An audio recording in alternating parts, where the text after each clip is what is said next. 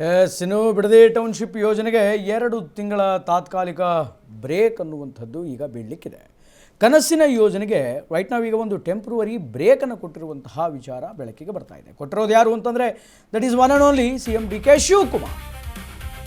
S, Bidadi township ಯೋಜನೆಗೆ 2 ತಿಂಗಳ ತಾತ್ಕಾಲಿಕ ಬ್ರೇಕ್, ಟೆಂಪ್ರವರಿ ಬ್ರೇಕ್. ಕನಸಿನ ಯೋಜನೆಗೆ ತಾತ್ಕಾಲಿಕ ಬ್ರೇಕ್ ಕೊಟ್ಟಂತಹ CM DK ಶಿವಕುಮಾರ್ ಬಿಡದಿ ಟೌನ್ಶಿಪ್ಪಿಗಾಗಿ ಸಮಿತಿ ರಚಿಸಲು ಈಗ ತೀರ್ಮಾನವನ್ನು ಮಾಡಿಕೊಂಡಿದ್ದಾರೆ ಅನ್ನುವಂತಹ ವಿಚಾರ ಬೆಳಕಿಗೆ ಬರ್ತಾ ಇದೆ.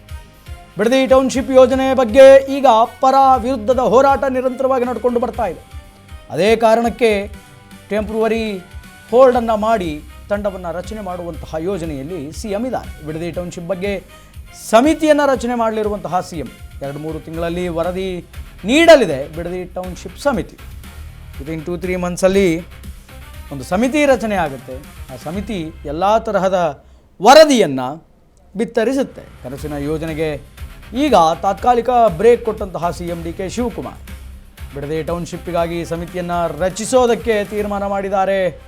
DK ಬಿಡದಿ ಟೌನ್ಶಿಪ್ ಯೋಜನೆ ಬಗ್ಗೆ ಈಗ ಒಂದು ಕಡೆ ಪರ, ಒಂದು ಕಡೆ ವಿರೋಧ, ಹೀಗೆ ನಿರಂತರವಾದಂತಹ ಹೋರಾಟ ನಡೀತಾನೆ ಇದೆ. ಆ ಕಾರಣಕ್ಕೆ ಹಾಗೆಲ್ಲ ಹೋರಾಟ ಆಗಬಾರ್ದು ಅನ್ನುವಂತಹ ನಿಟ್ಟಿನಿಂದ ಒಂದು ಸಮಿತಿಯನ್ನು ಮಾಡಿಕೊಂಡು ಆ ಸಮಿತಿಯ ಅಡಿಯಲ್ಲಿ ಆ ಬಿಡದಿ ಟೌನ್ಶಿಪ್ಪಿನ ಯೋಜನೆಯ ಆಳ ಅಗಲ ಎಲ್ಲವನ್ನೂ ಕೂಡ ತೂಗಿ ಅಳೆದು ವರದಿಯನ್ನು ಪಡೆದುಕೊಂಡು ಮುಂದಿನ ಕಾರ್ಯಗಳಿಗೆ ಲಗ್ಗೆ ಇಡುತ್ತೆ CM DK ಶಿವಕುಮಾರ್ ಅವರ ಸರ್ಕಾರ. ಇದಕ್ಕೆ ಸಂಬಂಧಪಟ್ಟಂತೆ DK ಶಿವಕುಮಾರ್ ಏನು ಹೇಳಿದ್ದಾರೆ ಅನ್ನುವಂಥದ್ದನ್ನು ಕೇಳ್ಕೊಂಬರೋಣ. White please.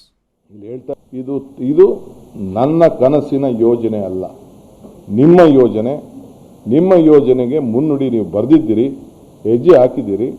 ಯಾರಿಗೂ ಬಲವಂತ ಮಾಡುವಂಥ ಪ್ರಶ್ನೆ ಇಲ್ಲಿ ಬರುವುದಿಲ್ಲ. ಯಾರು ಬೇಕಾದ್ರೆ ಸರ್ಕಾರಕ್ಕೆ ಭೂಮಿ ಕೊಡ್ಬೋದು. ಇದು ಯಾವ ಕಾರಣಕ್ಕೂ ಪ್ರೈವೇಟ್ ಇನ್ವೆಸ್ಟ್ಮೆಂಟು, ಪ್ರೈವೇಟ್ ಅವ್ರ ಹತ್ರ ನಾವು ದಂಧೆ ಮಾಡೋಂಥ ವಿಷಯ ಇಲ್ಲ. ಇದು ಸರ್ಕಾರದ ಯೋಜನೆ ನಡೀತದೆ. ಸರ್ಕಾರ ಯಾವ ರೂಪಕ್ಕೆ ಆಗಬೇಕು ಆಗ್ತದೆ. ಯಾರು ಕೊಡ್ತಾರೆ ಅವ್ರು ತೊಗೊಳ್ತೀವಿ. ಬೇರೆಯವರು ನೀವು ನಿಮ್ಮ ಗೌರವದಿಂದ ನಿಮ್ಮ ಆಸ್ತಿ ಪಾಸ್ತಿಯನ್ನು ಮಾಡ್ಕೊಳ್ಳಿ. ನಾನು ಕೂಡ ನನ್ನ ಅವಧಿಯಲ್ಲಿ ಪೆನ್ನು ಪೇಪರ್ ನನಗೆ ಸಿಕ್ಕಿದಾಗ ಆ ಊರಿನಲ್ಲಿ ವಲಸೆಗಳ ತೆಗಿಬಾರ್ದು, ಆ ಊರನ್ನು ಅಭಿವೃದ್ಧಿ ಮಾಡಬೇಕು ಅಂಥೇಳಿ ಸುತ್ತಲೂ ಆ ಊರಿಗೆ ಒಂದು ಟೌನ್ಶಿಪ್ ಆಗಿ ಅದನ್ನು ಇಟ್ಕೊಂಡು ಅಭಿವೃದ್ಧಿ ಮಾಡಬೇಕು ಅಂತ ಅದು ಕೂಡ ನಾನು ಯೋಜನೆಯನ್ನು ರೂಪವನ್ನು ನಾನು ಮಾಡಿದ್ದೇನೆ. ಅದರಿಂದ ಇಲ್ಲಿ ಹೇಳ್ತಾ ಇದ್ದೀನಿ, ನಿಮ್ಮ ಆಸ್ತಿಗಳನ್ನು ನೀವು ಇಟ್ಕೊಳ್ಳಿ. ನಾನು ಇದಕ್ಕೆ ಒಂದು ಸಣ್ಣ ಸಮಿತಿಯನ್ನು ರಚನೆ ಮಾಡ್ತೀನಿ. ಒಂದು 2-3 ತಿಂಗಳಲ್ಲಿ ಶಾಸಕರು ಮಾಡಬೇಕು, ಇಲ್ಲ ಅಂತಂದರೆ ಅಧಿಕಾರಿಗಳು ಮಾಡಬೇಕು, ಇಲ್ಲಾಂದರೆ ಜಡ್ಜಸ್ ಯಾರು ಮಾಡಬೇಕು, ಇಲ್ಲ ರಿಟೈರ್ಡ್ ಜಡ್ಜ್ ಮಾಡಬೇಕು ಅನ್ನೋದನ್ನು ನಾನು ನನ್ನ ಸಂಪುಟದ ಸಭೆಯಲ್ಲಿ ಮುಂದಕ್ಕೆ ಚರ್ಚೆ ಮಾಡಿಬಿಟ್ಟು ನಾನು ತೀರ್ಮಾನವನ್ನು ಮಾಡ್ತೀನಿ. 1-2 ತಿಂಗಳು ಅವರು ರಿಪೋರ್ಟ್ ಕೊಡಲಿ, ಆಮೇಲೆ ನಾನು I am not in a hurry. ಇದು ನಂದಲ್ಲ, ಇದು ನನಗೆ ಅವಶ್ಯಕತೆ ಇಲ್ಲ. ಇದು ನೀವು ಏನೇನು ಪ್ರಯತ್ನ ಮಾಡ್ತಾ ಇದ್ದೀರಿ, ಏನೇನು ಸಂಚು ನಡೀತಾ ಇದ್ದೀರಿ, ಆಗ್ತಾ ಇಲ್ಲ. ಪಾಪ ನನಗೆ ಸಿಗ್ತಾ ಇಲ್ವಲ್ಲ, ಆಗೋದಲ್ಲ DK, ಆಗೋದಲ್ಲ ಅಂತ ಸಿಗ್ತಾ ಇದ್ದೀರಿ, ಗೊತ್ತಿದೆ ನನಗೆ. ಇದು ನನ್ನ ಕನಸಿನ ಯೋಜನೆ ಅಲ್ಲ, ನಿಮ್ಮ ಯೋಜನೆ. ನಿಮ್ಮ ಯೋಜನೆಗೆ ಮುನ್ನುಡಿ ನೀವು ಬರೆದಿದ್ದೀರಿ, ಹೆಜ್ಜೆ ಹಾಕಿದ್ದೀರಿ. ಯಾರಿಗೂ ಬಲವಂತ ಮಾಡುವಂಥ ಪ್ರಶ್ನೆ ಇಲ್ಲಿ ಬರುವುದಿಲ್ಲ.